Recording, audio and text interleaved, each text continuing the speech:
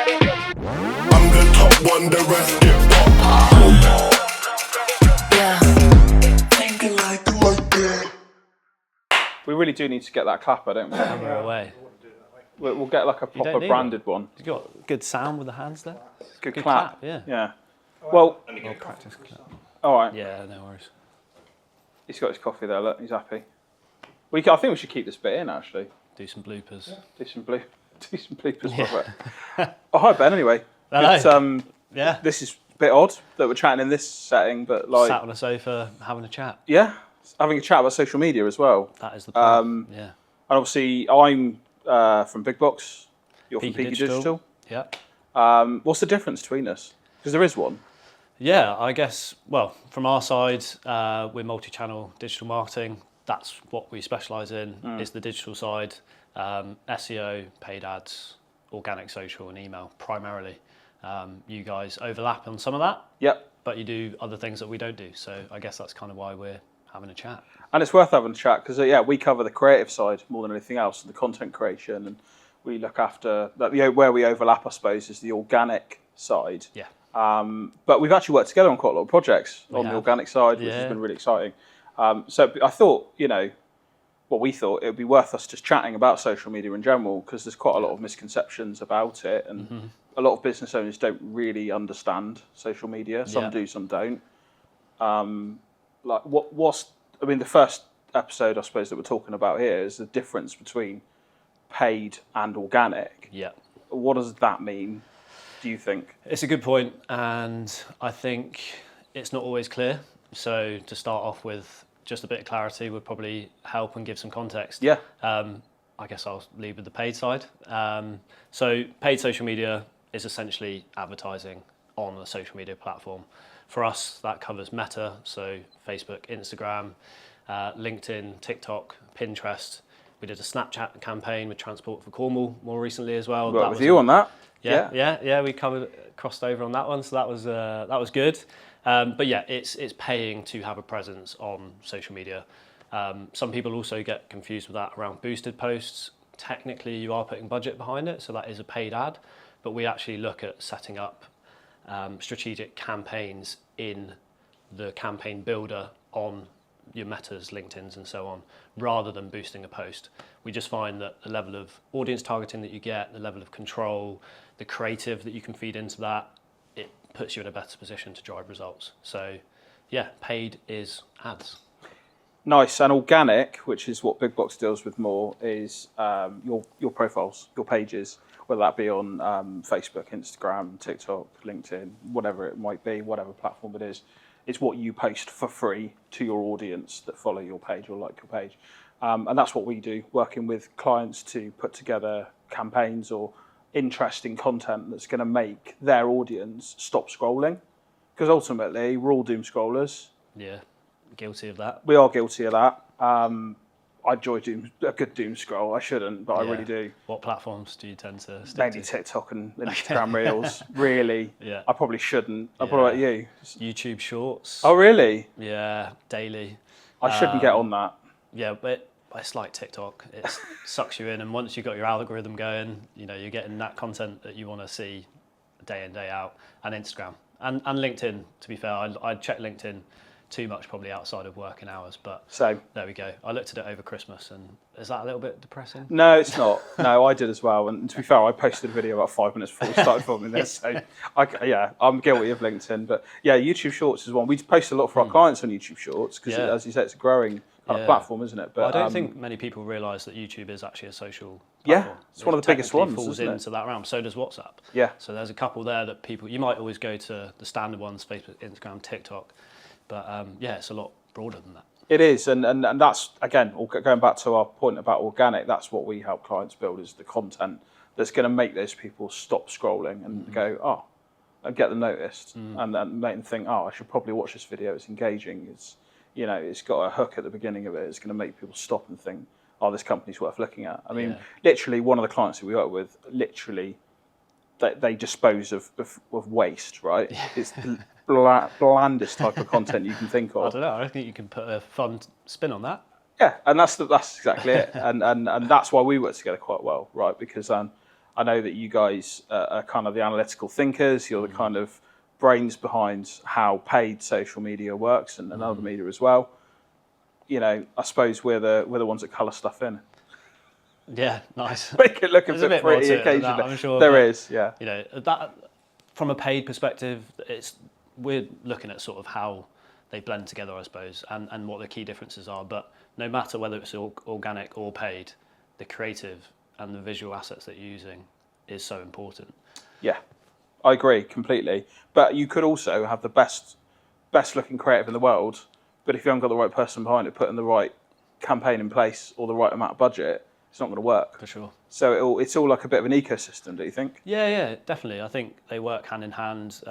We always say that we're extremely data driven. So the beauty of the paid platforms is you get loads of insights that you can dig into, and you really need to use them to your advantage, because I think on the paid side, people can fall into a trap of giving it a go. And rightly so. Why not try it out? You might find that you really enjoy it. You might have a passion for running those campaigns.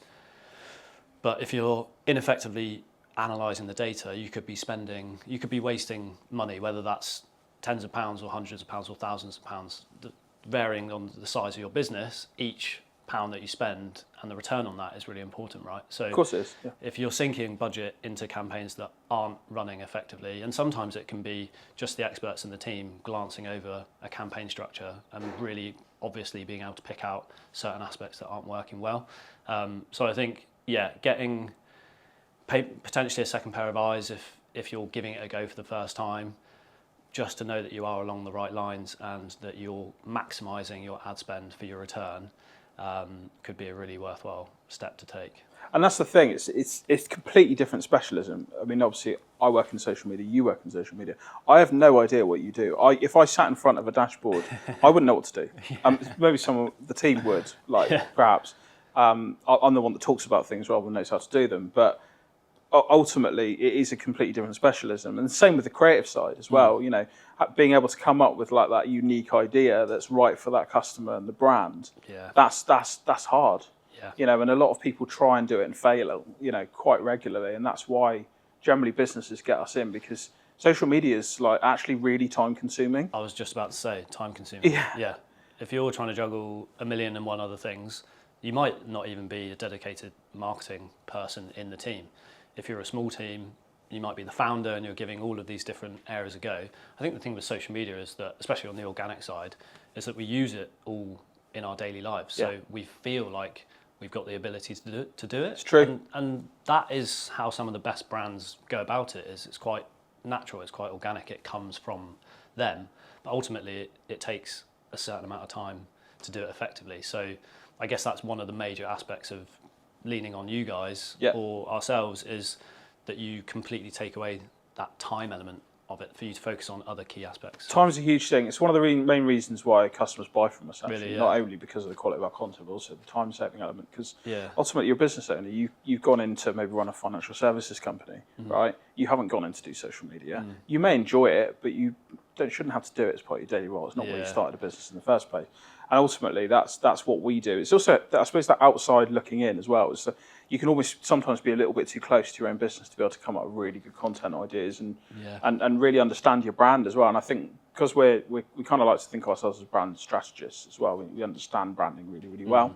We've done a lot of branding projects as a company. We still do a lot of branding projects as a company. Yeah. So our ability to be able to go in and actually understand a brand and then offer a solution or creative solution to how we can get that brand seen better on social media is where our strengths are. But it's really important. And I think a lot of brands underestimate how important the creative side of it is, and the strategic thinking behind the plan as well.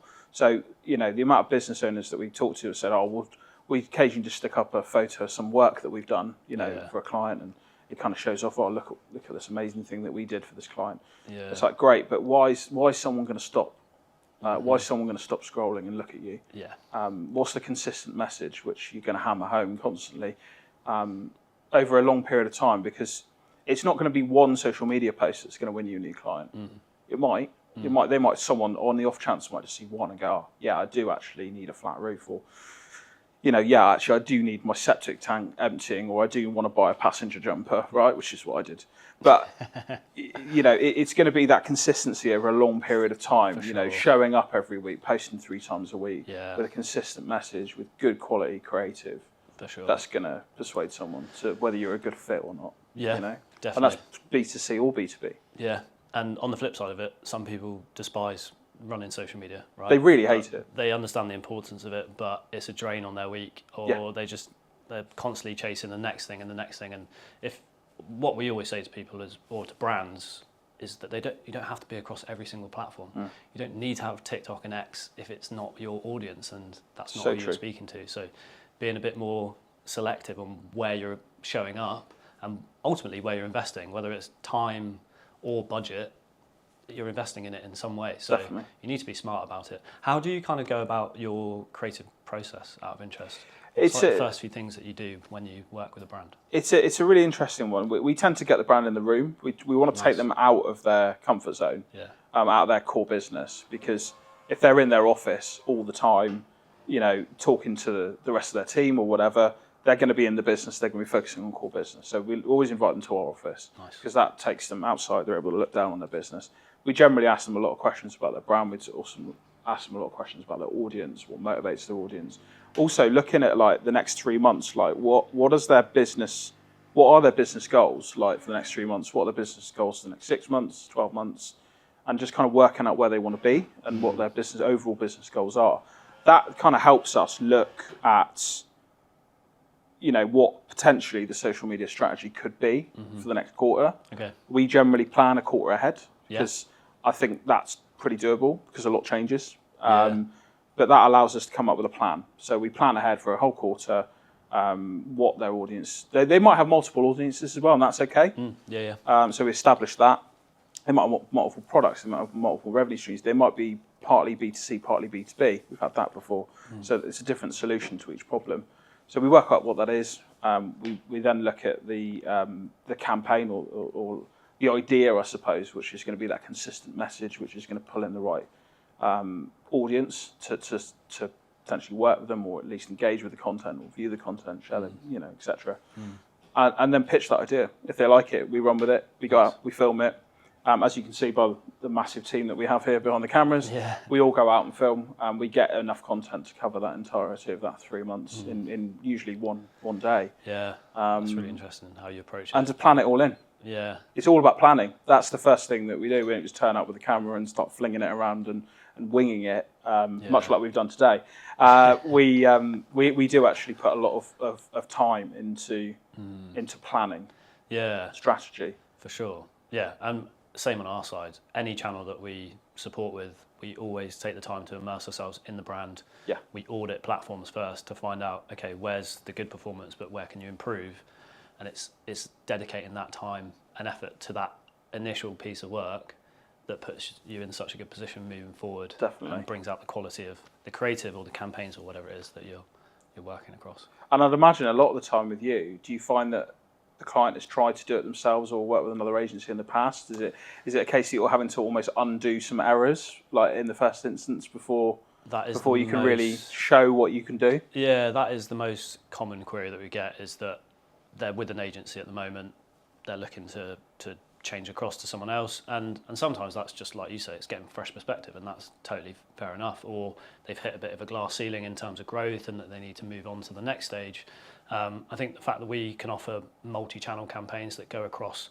So, for example, we are running a campaign with a big beauty brand at the moment across Meta and TikTok. So we've actually zoomed out and said, where's your audience? They were more active on Meta before. They wanted to give TikTok a go, knowing that their organic's performing well. So we have split the budget strategically across both platforms, and we're running both side by side.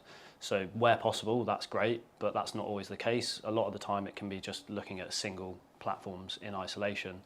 But yeah, it's either that they have been working with an agency running that previously and they're looking to transfer across, or like you say, they've given it a go themselves and they've maybe hit a sticking point, or the business has grown and their priorities are elsewhere and they need to kind of bring in a specialist and a strategic angle to take that forward. So I want to ask a question now, because obviously there isn't a synergy between paid and organic, right? what is that synergy in your opinion? Because you can't do one without the other, and that's the way that I look at it. But Yeah. what do you think? I think from my side, it would be the social presence itself and how it all works hand in hand. So your organic profile might not have quite the following or engagement that you ideally want it to have. So by running paid campaigns, you can give it a bit of a boost towards that. So that would be one. And it would also just be how people operate in that space as day-to-day users of social media, as potentially consumers. It's kind of capturing people in that moment while they're scrolling. So that's the key difference of paid social over more traditional pay-per-click on search engines like Google, Bing or Amazon is actually rather than somebody necessarily searching for something, it's going off audience signals and what their interests are and showcasing them an ad in front of them to make them want to find out more. And that could be a call to action to go through to the profile, which in that case, you're driving people to see your organic profile, which has that synergy there. And that needs to be strong as well, right? If you're sending people there, it needs to check out. Hopefully they follow and engage and become part of that community, or you're looking to take them off socials and get them on to a website. So it's kind of like a two-step approach, I'd say. Depends on what that funnel looks like, right? Yeah, for sure. For and each you client. can customize that. So definitely, that's one of the aspects of it. Good stuff. What would be your top tip that we talked about today for, say, a business that like hasn't delved into our world before? Where should they start? What's your top tip to? There's a lot. I think it would be to really look at it strategically, not just to throw some money at it, but actually to take the time to, if you're going to give it a go yourself, to take the time to learn the platform benefits, to learn the best practice structure, and to set it up in the right way. Because you could throw all the money at it in terms of ad spend, but if you've got some of the fundamental building blocks wrong, then you're going to waste a lot of money. And return on ad spend is important. So I think it would be, to either take the time to learn or assess the options of getting an expert to take a look. And that can be a one-off audit of just getting eyes on the account and giving you some handy takeaways to go away and work on. So probably that would be mine. What would be yours out of interest? I think before delving and actually posting anything on organic social media, you need to understand your brand and your audience. That would be my first tip. And it's really simple. Just understand your brand, understand your audience. Nice. Think it like that.